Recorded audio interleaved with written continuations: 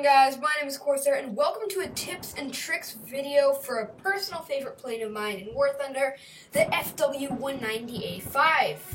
The 190 family in general is a very common plane in the battle rating 3.7 and up range, up to about 8.7, as it has wonderful armament coupled with high speed and maneuverability. A lot of people just unlock the plane and unleash a full onslaught. However, many players, including myself, take time to get into the knack of using the FW-190. Alright, so tip number one is that this plane is not a dogfighter. Get yourself tangled with a P-51 or a Spitfire, and you're dead meat. If a premium BF-109 is on the other team, they also pose a threat to you. P-47s and Typhoons are a different thing, but still be wary when attacking them.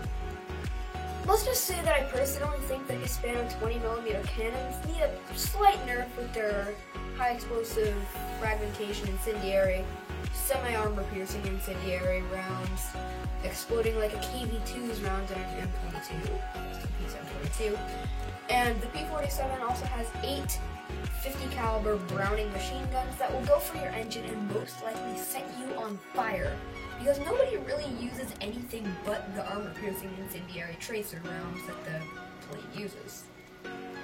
So tip number two is that the plane should only be really used for boom and zoom and anti-bomber tactics and formats.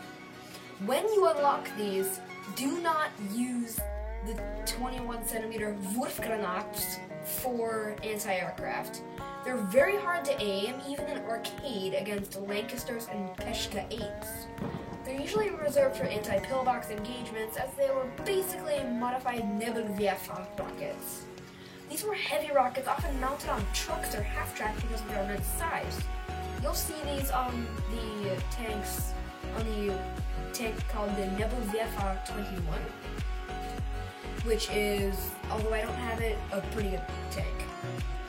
Tip number three is to always be aware of your surroundings. I know this may seem obvious, but when you think about it, if a Spitfire Mark 9 or Mark 21 comes and knocks on your windshield, the only way to get away is really to engage in a scissors dogfight or dive.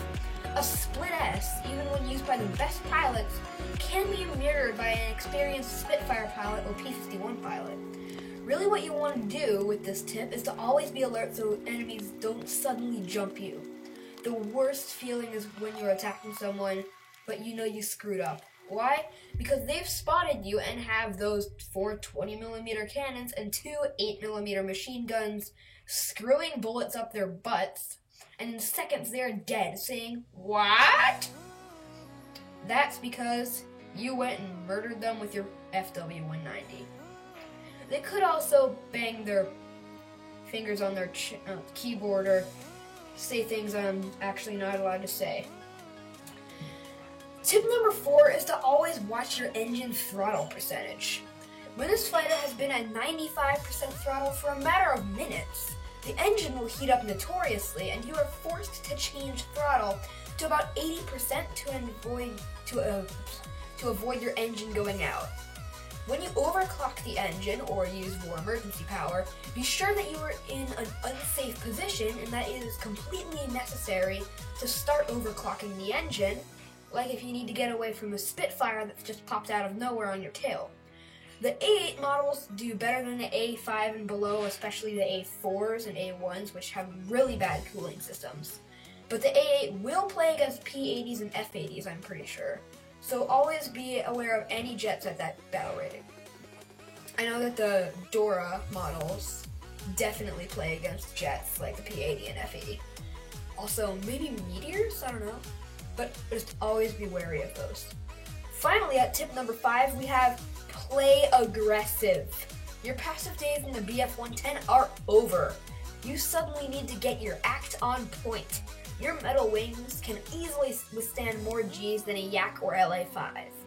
Even some Spitfires had partially wooden wings that would break if you put too many Gs on them.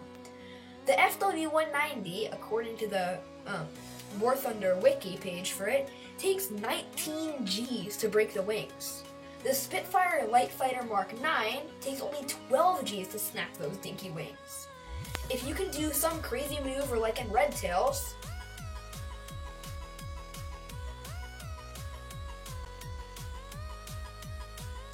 then you can probably beat everyone on your 6th, although that is very hard to master. I think 1 for every 20,000 of all War Thunder players can do that. I've seen it done twice.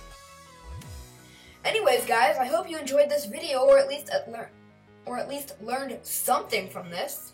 I hope I see one of you guys out in the NA server playing the Focke-Wulf 190 like a beast sometime or another. Bye! I'm gonna show him a little trick I learned!